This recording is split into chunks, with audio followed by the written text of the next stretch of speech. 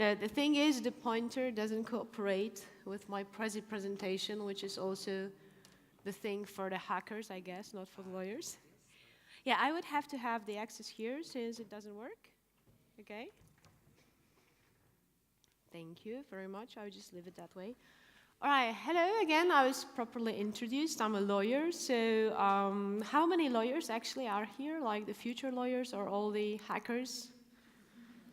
Great. So I would like to say that I have no technical background apart from the fact that my brother actually installed me the Ubuntu of one of the computers that I'm working on. This is my whole technical background that I have.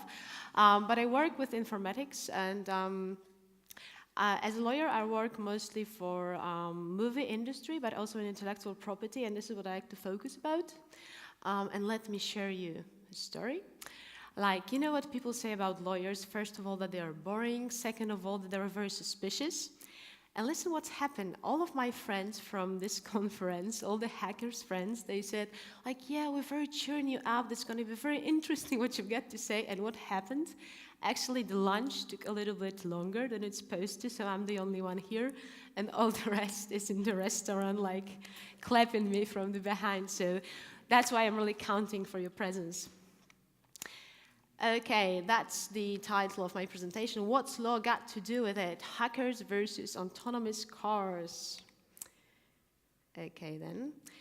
So my first problem is that I have only 30 minutes. This is what I've been told. And as you can see, lawyer is a person who are not able to speak within 30 minutes. But I will try. It's going to see how it's going to end up.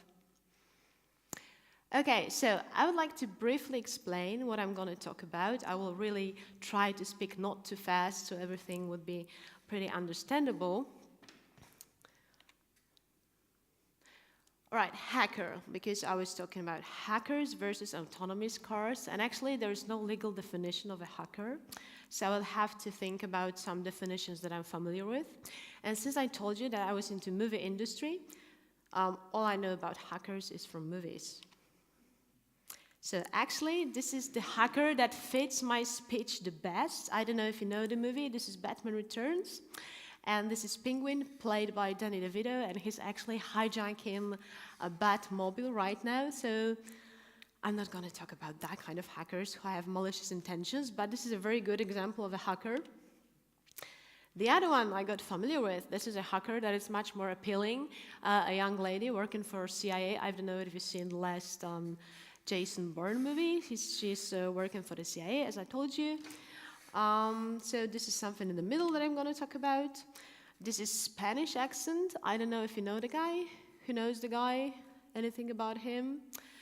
He built a device that cost more or less $20 and makes you able to hack a car. It's got like 2 wires. You just put it into the car, and actually you have the full connection with the ECU, and it costs only $20. So he showed that it was very easy. Plus, he's working for the government, so I believe he's not that harmful. So he's more or less what I would like to talk about. And finally, I don't want to talk about some kind of set of rules that you may use if you want to be a legal hacker, even though you know that some actions are forbidden. I would like to focus on people who, for example, are during their studies. They are interested how the given software works. They are interested in research, plus they are interested in autonomous cars, because this is something completely new. So don't take it as a good advice or disclaimer from a legal point of view. This is addressed to people who don't want to do bad things, okay? So this is that kind of definition of a hacker that I'm going to take, even though there's no legal definition of a hacker. Then autonomous cars, what is it? Is it really here? And what I'm talking about it right now, even though probably none of you have fully autonomous car. Well, this is not a new concept. This is the photo from Futurama exhibit. It was actually in 1930 in US, and they designed a city without a proper crossing. In 1930, they already imagined a city without a crossing, because the cars would know which are the rules, who's supposed to go which way. So that was not yesterday, it wasn't tomorrow, it was many years ago. And what I also would like to focus on is that some legal problems that I'm going to talk about are not new. They're very old, but for some reason people didn't want to solve them, like they didn't have the proper motivation. But right now, especially from intellectual property point of view. This is no longer about, playing the Sonic games on your PC or using the Mac from playing somebody else's games. It's about security. It's about being safe if you own a car. But none of the problems are new, but the solutions, well, we're going to see if they're that new. I will refer to US talking about autonomous cars for two reasons. First of all, they have legislations that's referred strictly to fully autonomous vehicles, that they don't need any presence of a driver inside the car or outside the car. As you can see here, there is a landscape about the regulation. You can see some kind of policy behind that, because as you can see, the Florida, that I'm going to refer to once again, there are lots of old people who actually need assistance.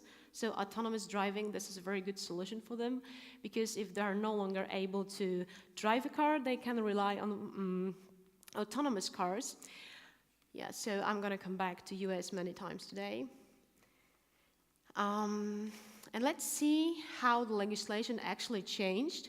What happened in US is that they managed to introduce at first the very basic concept of autonomous cars. It was only for testing.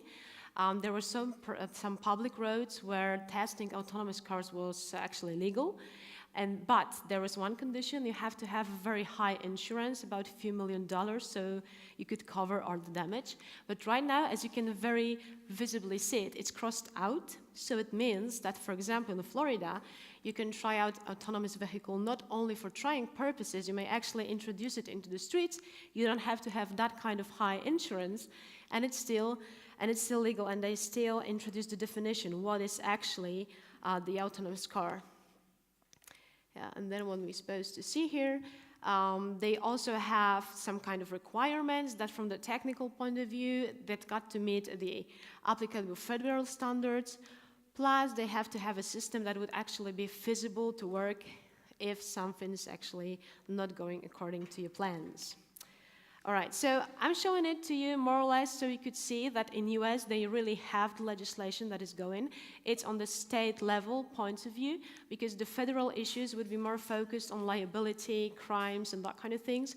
But when it comes to actually introducing the drivers into the streets, this is the state thing, because this is much more, close to actually taking up decisions.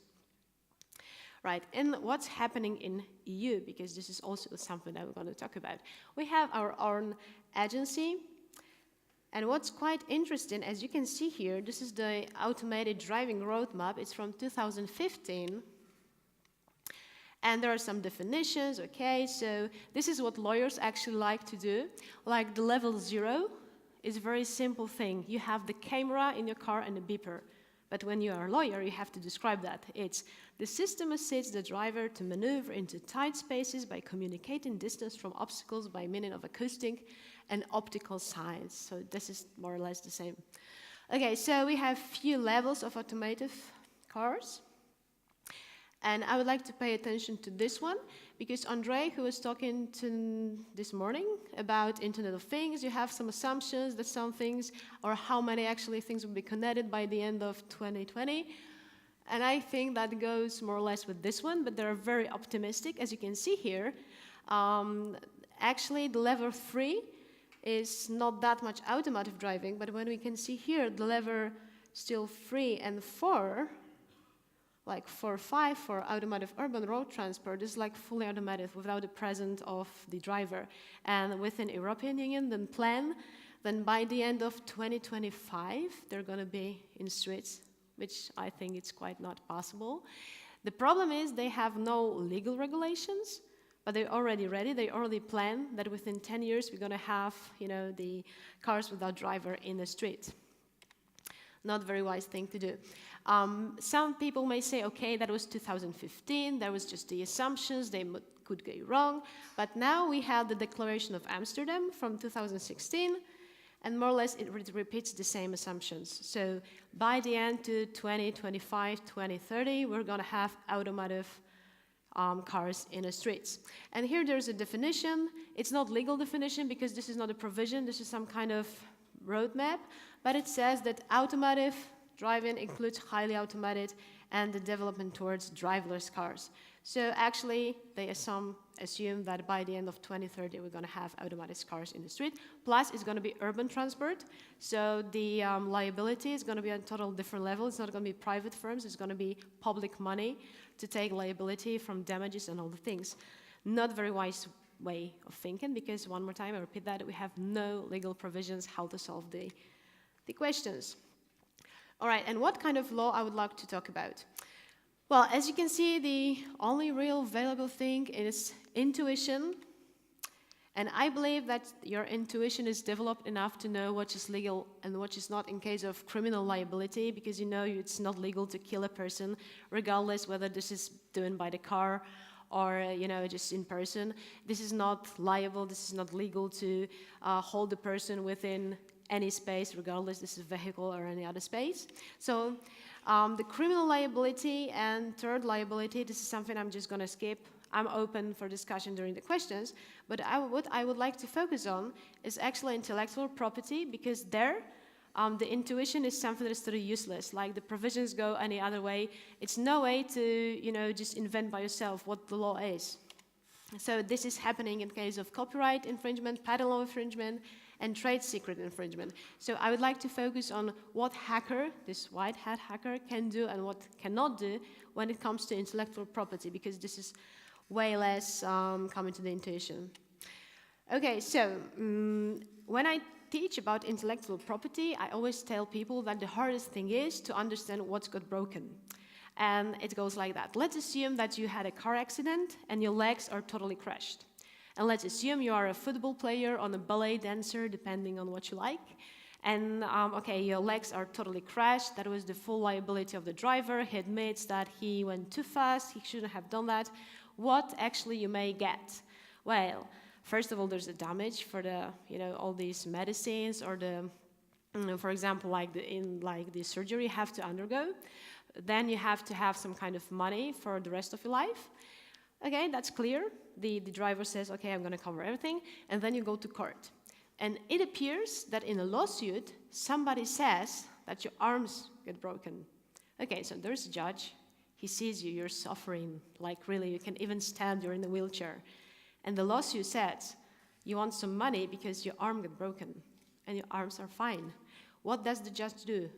Is it possible just to make short amendments and to change the lawsuit, introducing legs inside of, in spite of arms? How do you think? Is it legal? Is it something that judge is entitled to do? Well, no, you ask the judge whether my, arms are broken, can I be compensated for that? And this is pretty easy and pretty obvious when it comes to body parts, because you know where your legs are, when your arms are. But when it comes to intellectual property, this is very difficult. Because in case of intellectual property, you have different systems of protection. You have copyright, you have patent law, and then you have trade secrets. And it's very easy for people to get confused, like they don't recognize whether this is my copyright, or maybe this is something that is suitable for patent protection, or maybe I have the trade secret protection. They go to court and then claim, my copyrights got been infringed. And the judge says, it's like, okay, I'm not saying that everything's fine in the case, it's not, but you're asking me whether your copyright was infringed. No, it wasn't. The end of the case. So that's the problem that usually people have with the intellectual property. And what I'm going to talk here about is the reverse thing, because usually I teach people what you have to do in order to get a certain protection. What you as a hackers need to know is what I'm allowed to do, not to step out of this protection, what is legal within the system of protection. And I have the very bad answer, because usually you need the yes or no answer. May I do it? May I not do it? And usually the answer is, well, maybe. It depends. It's not a good point of story, but I think that you're supposed to be aware of that, because this is what the lawyer's going to tell you. Okay, then. I'm not going to talk about the domestic legal provisions, because they are different depending on the country, but there are already some trends. There are already existing legal solutions. There are already EU directives which are applied within all European Union states. So this is something that I guess is a good starting point. Okay, now, so recently something happened in US, and I don't mean the result of the election. But it shows why United States are very important when we're talking about autonomous cars, because during the debate, the presidential debate, actually the candidates were asked, what do you think about autonomous cars? Think about your country and what would be the direction. Like you have the candidate for the given, for the presidential office, and you ask him, what do you think about autonomous cars? I think nothing, what is it? Like, I don't care. But in US, that was a vivid issue because when you have autonomous cars, first of all, it means lots of employment in fields of technology. That was good for Hillary Clinton. But for the other, like the development and things, but for the Donald Trump, that was a little bit confusing because he promised that people are gonna get a job, and there were lots of people who are drivers, and they asked him, like, how do you want to create the job? We're not getting any because they're going to be autonomous cars. So this is what he liked to respond, like this is the weird thing, having the car without driver. Okay, usually the car manufacturers say no to freedom to tinker, to check how the software works, if there is any software actually in a car. What they say? Well, the industry says, first of all, that the user might circumvent in order to avoid restriction of vehicle emissions imposed by the law, like, for example, like CO2 like emissions, and that there's a potential adverse effects on safety and the environment. This is not safe to let people to tinker into software when it comes to autonomous vehicles. This is what industry says, and this is what industry does. This is not that very common thing that actually you got the Wikipedia profile for what you actually did. So that big scandal was actually, well, probably don't look at it from that point of view, but from my legal point of view is, this is not legal to go into the software just for searching how it works, just for searching whether there are some bugs. So there are two urban myths how this scandal came out. One said that that was some kind of independent research underdone by some kind of people who work at the university. Some said that that was just black hat things. Regardless who done that, that was the result. And that would be much more faster if that was legal. That's another thing, because they also say that this is not safe to allow people to go through software because this is going to end up with lots of accidents. I don't know if you heard about Toyota case. That wasn't fully automated car, but they had some bug that causes unintended acceleration. And there was like many people, like I'm saying over 10 people, so this is many, died actually without even knowing what happened. They weren't pulling gas, but the Toyota was accelerating. So okay, you can see what's the justification to know to tinker and how it works in practice. We can also see if it's really true that people are afraid of hackers when it comes to autonomous cars. This is the research done in 2016. And when you see how people actually rank all these things that may be dangerous, that hackers are, as you can see, the second position by taken from the bottom. So actually the users are not that much afraid of the hacker. Maybe there are hackers among them. And then we have what actually, one more time, industry does. They actually started to hire the black hats hackers just to tell them what's not working within their software. So there's another thing from the news. And the Tesla has a very interesting model because the Tesla says, we don't care about intellectual property, do whatever you want, but share the results with us. So we could actually use you without paying money. But still, they're not having infringement issues. All right, how does it look in terms of copyright and European Union? I don't know if you know more or less how copyright works. Did you have any class on copyright protection? More or less. Okay, so this is something that people really like because you don't have to do anything to get protection apart from creating work. You don't have to go anywhere to register, and this is Europe-wide, and actually right now worldwide. This is a myth that you have to go to some kind of office to register. You don't have to. You don't have the protection from the moment of creation. The problem is, since you didn't go to any kind of office, you don't have the proof that what you created is yours. Second of all, you have to prove that actually what you want to be in protect is a work in a meaning of legal stuff. So the law protects only the expression of individual and creative activity. So you have to prove that your software is unique enough. And this is something that only informatics can do, I believe, because you have to prove that your software is unique. You don't repeat all the codes that are very, repetitively similar in other programs. Then you have copyright protection. You don't have to register. You don't have to pay for that. And how it looks like in terms of European Union law. We have the directive that is introduced all over the European Union. They give the brief definition of maybe not the software, but of the protection, that it's supposed to be protection by the copyright. Good. Then what they do in this directive, and this is everywhere around European Union, they say that something like fair use in Europe when it comes to computer programs almost does not exist.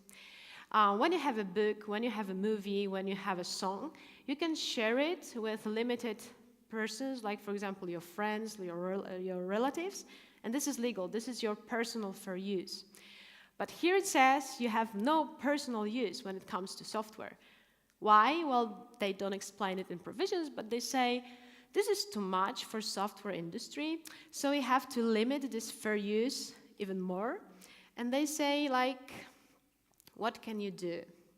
Like, for example, you are able to make a backup copy of the program. Okay, this is what you're allowed to do within this fair use. What else? You are entitled by buying this copy of the program to observe, study, or test.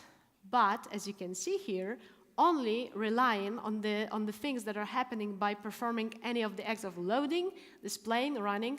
I don't know, I'm not a technical person, but I can see that probably you may not get that much information when you observe what's happening when you're loading the program, when it's actually performing. This is nothing interesting probably for you. You may see that it doesn't work, for example, but you don't know why.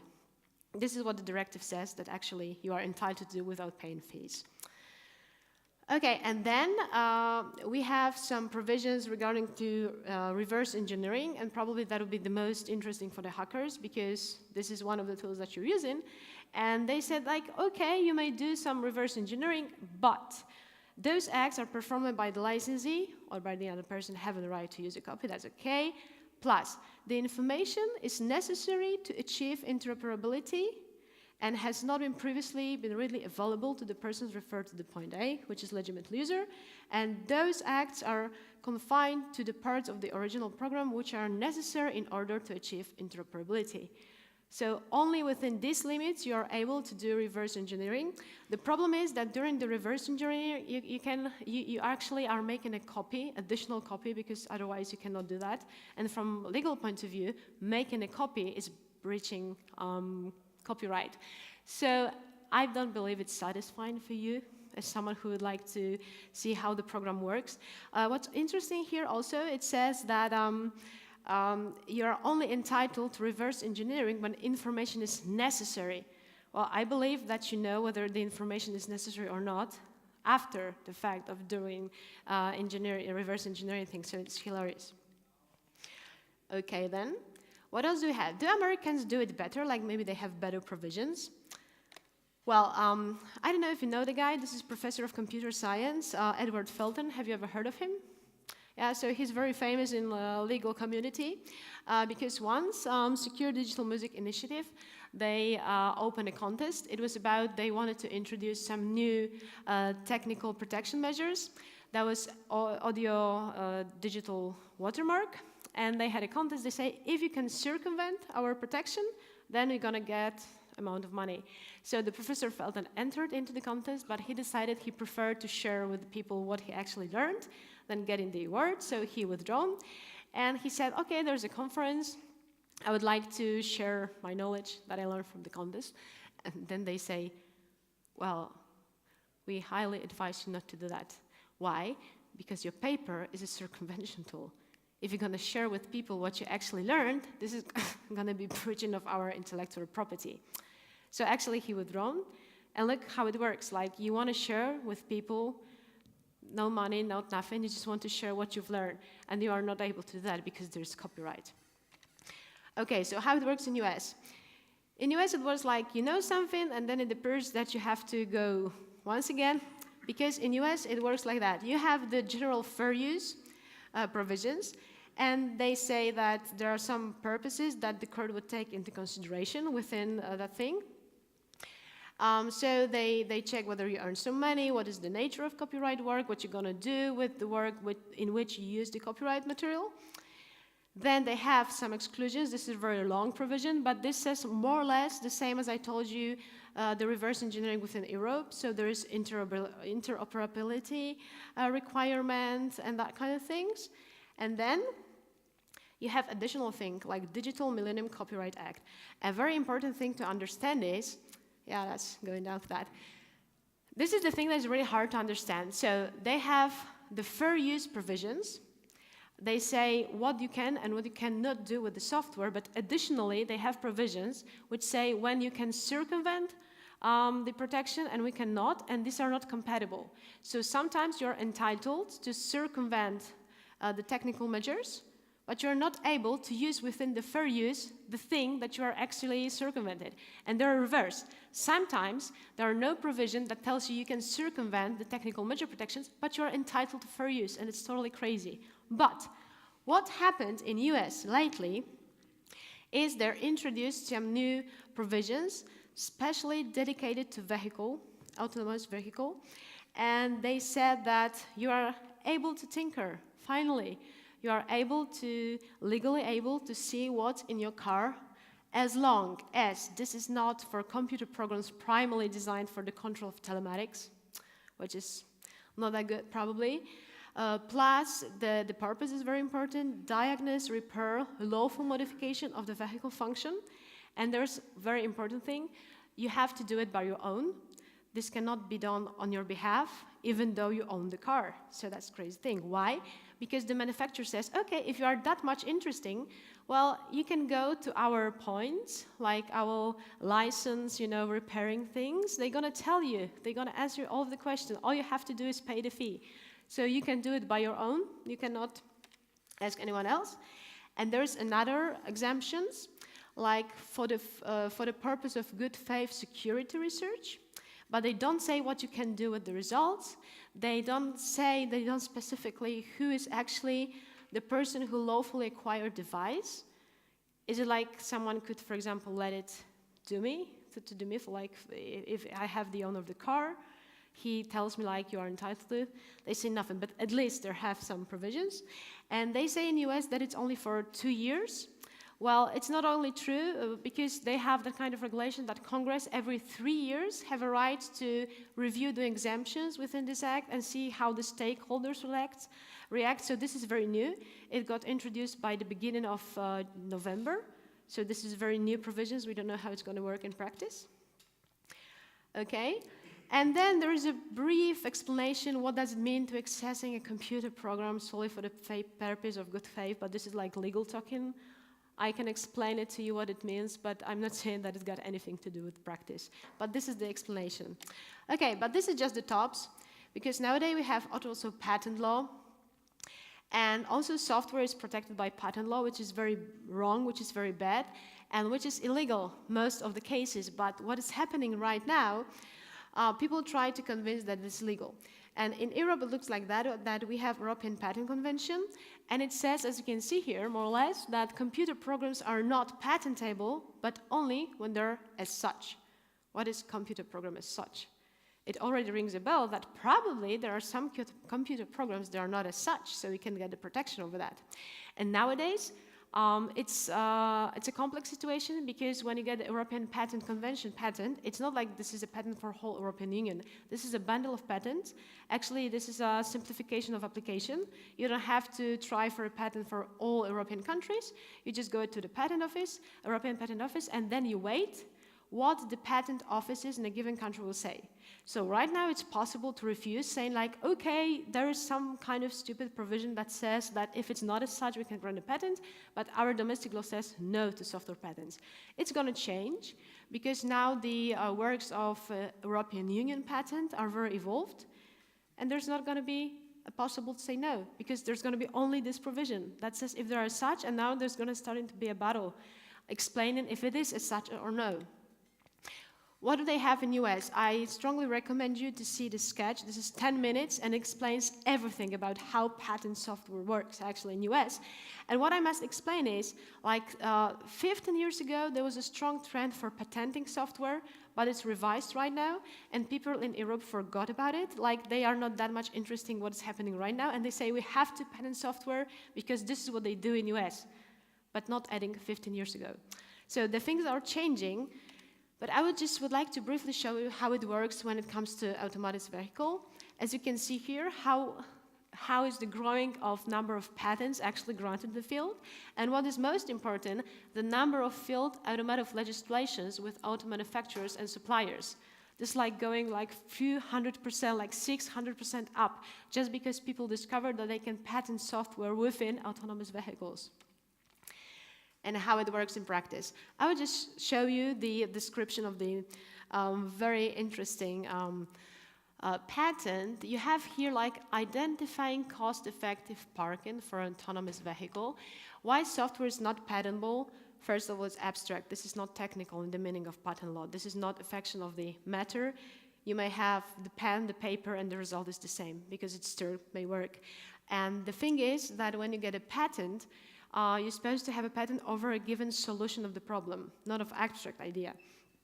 And let's go briefly what's actually patentable here.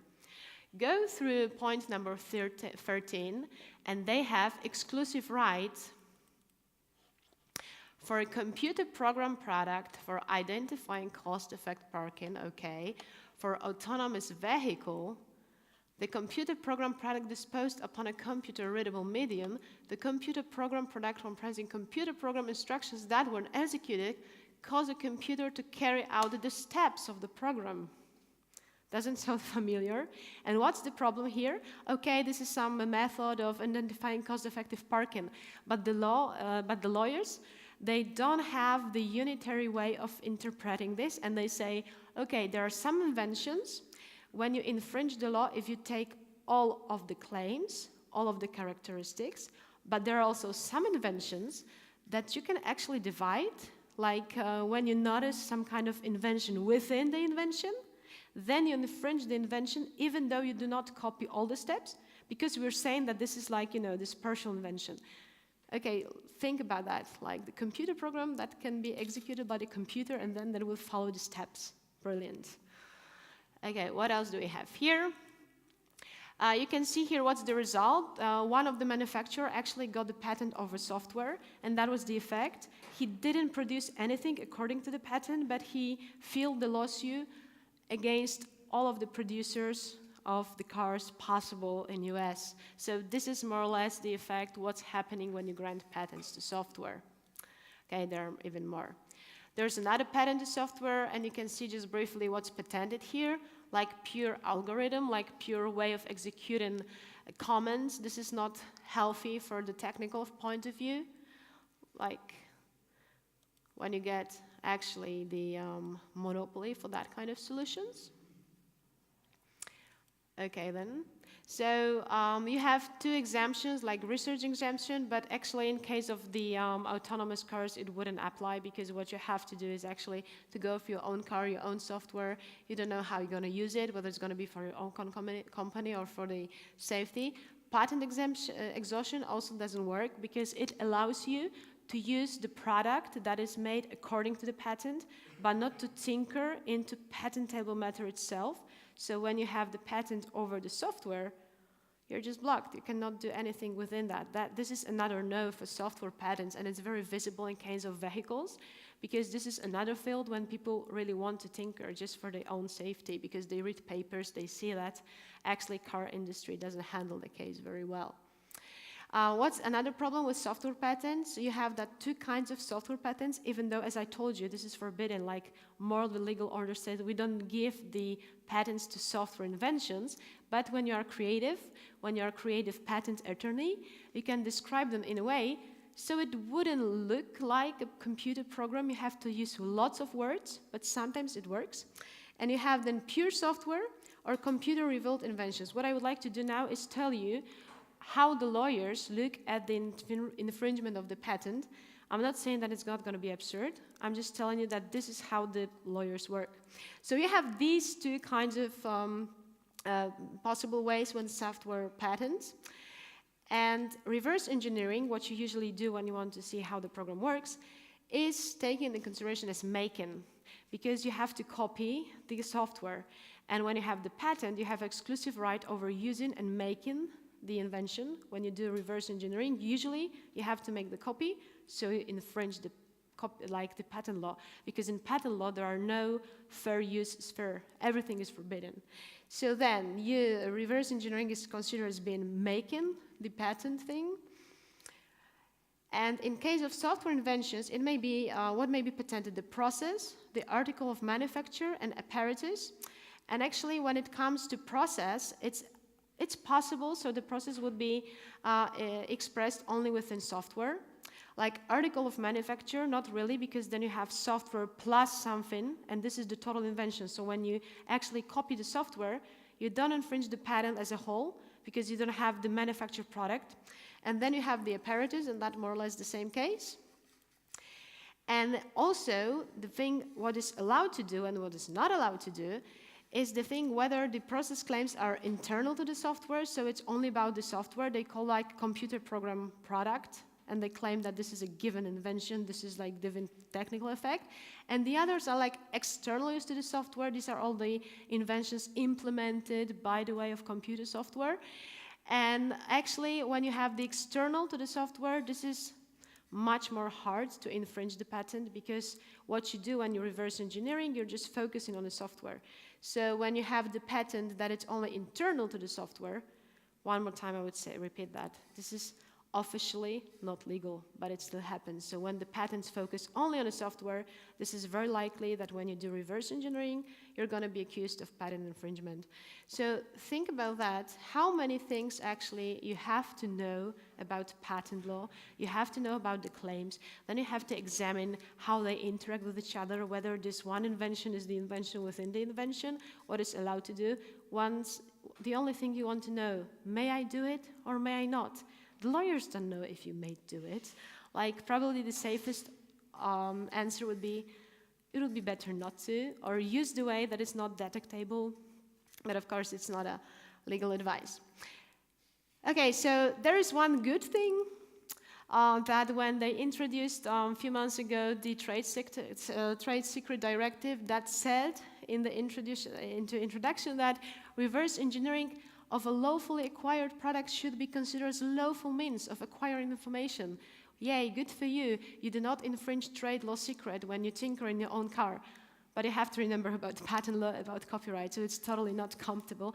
But okay, from the trade secret point of view, it's illegal. So this is one more time very important to know what's got broken, because if you go to the lawyer and you ask him, is it okay with trade secret law if I tinker in my own car, if I would like to use it for further research? They would say, yes, according to trade secret law, it's okay. Okay, because you didn't ask about patent law, you didn't ask about copyright infringement, so still there's a good answer. Okay, and I think it's worth considering, like having new legal registration, because actually the Chinese people already invented the taxi driver that's going up in the sky, so the plane, and we still don't have the provisions about unifying the sky surface. So what I wanted to tell you is like, so the facts are like that, like within European Union, they're convinced that by the end of 2030, we're gonna have autonomous cars, like fully autonomous cars in the street, because this is what the roadmap says. We don't have a proper provisions when it comes to copyright. We don't have the proper provisions when it comes to, proper, I mean understandable, provisions when it comes to patent law. There are some regulations in US, but as you could see in the previous slides, they are also not that much easy to read. But the good news is we're going to have autonomous cars on our highways. So I just would leave you with that. If you have any questions, I'm free to answer, as long as you accept the maybe as the answer. All right, thank you very much for your attention. Okay.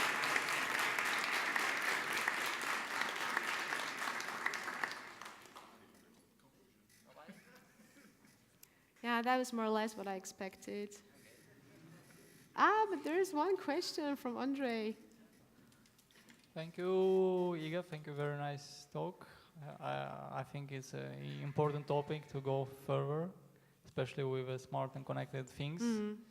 But what's your take on patent trolls, and do you think community could be a patent troll towards corporations as well as they do towards community? Yeah, I mean, could be a legal battle to win in the long run. I mean, with open source. Yeah, there are some concepts of that. Like when it comes to patent trolls within these automated cars things, you've already seen the slide when there was a very hilarious patent, and the result was that they didn't produce anything according to the patent, which is actually justifying for monopoly. If you produce something and add it up to the society, but they started to use it as forbidding others to use it. But actually what happened there when you saw this troll patent, because now obviously you might say it was troll because they didn't produce anything, they just want to stop people from doing that. It was actually invalidated. They introduced, that was quite a funny thing, because they introduced the lawsuit. They accused like lots of manufacturers of infringing the patent. It was a very trivial thing. And at the end, out of all the procedure, they found out that the patent was invalid because it's not supposed to be granted, because that was for the trivial thing. That was software, pure abstract, no technical solution. Well, I guess that was some kind of discussion. That, for example, there could be the provisions that says that if you do not introduce the patent into industrial production within a certain time from getting a patent, that's a little bit suspicious, because no one pays for the exclusivity within patent office if you don't need it. There's a similar regulations, not in all countries, but in most European countries, when it comes to trademarks.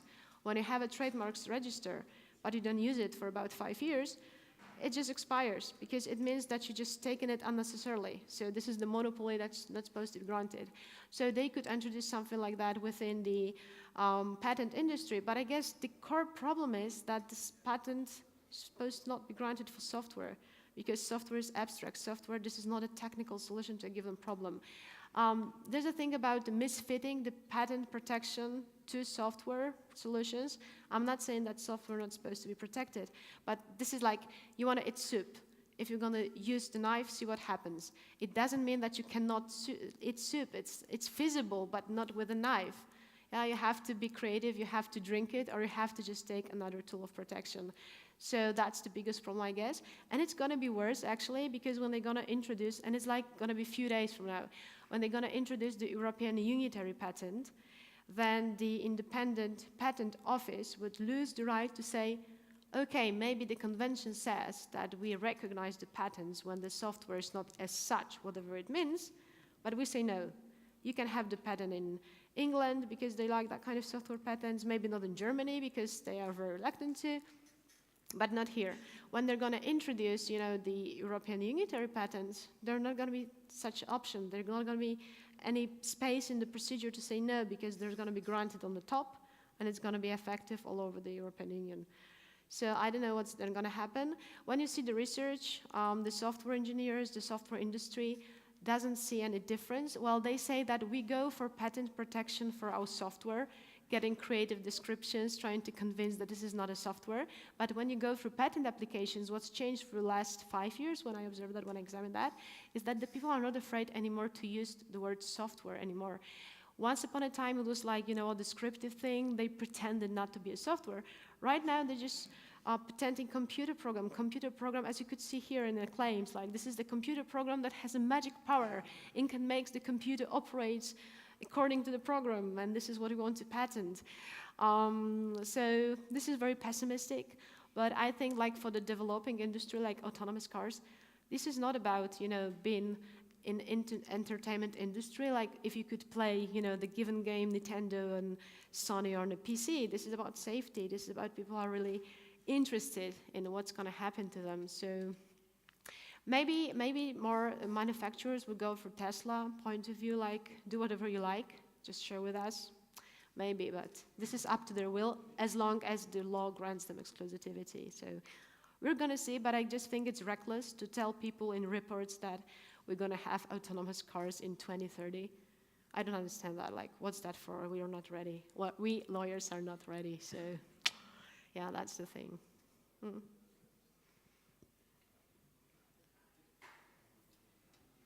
Thank you for interest.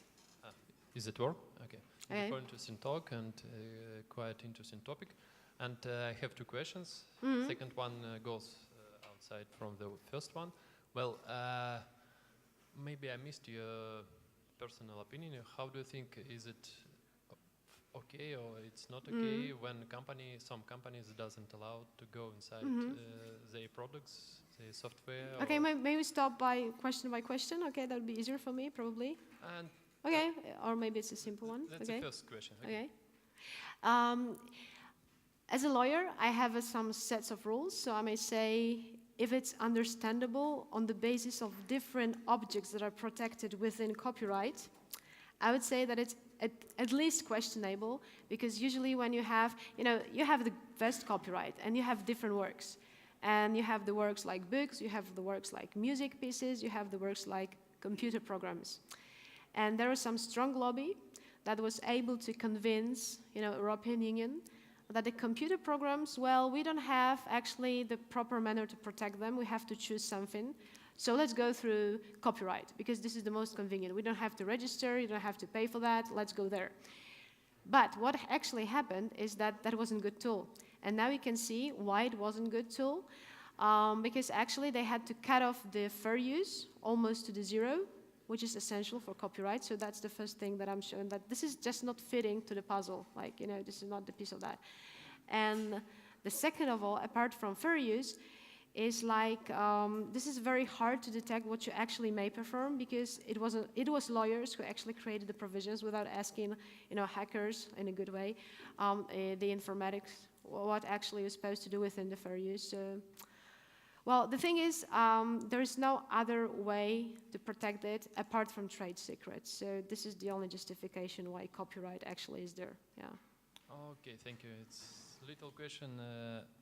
Should hackers patent their own toolkits or exploits?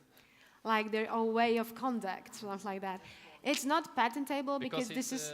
it's like a program too. Okay, so if you have that kind of problem, then I would advise you to keep it as a trade secret, because if you go to patent office, they're going to take the fee for the registration, and soon they're going to tell you, we're sorry, but this is not patentable matter because this is a set of rules, but they're going to still take the money. I just do it for free right now, and I would tell you, don't go there.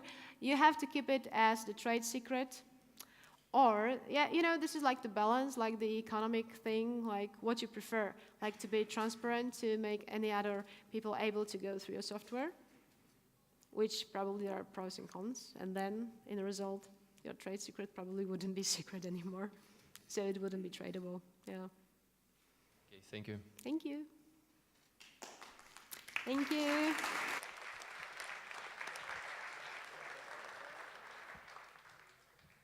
Okay, thank you, Dr. Balos. Following with our schedule, we'll have now Dr. Ruben Beans from Oxford University to talk about the blockchain concept. So if you like ideas like Bitcoin and that, I'm sure you will enjoy this talk.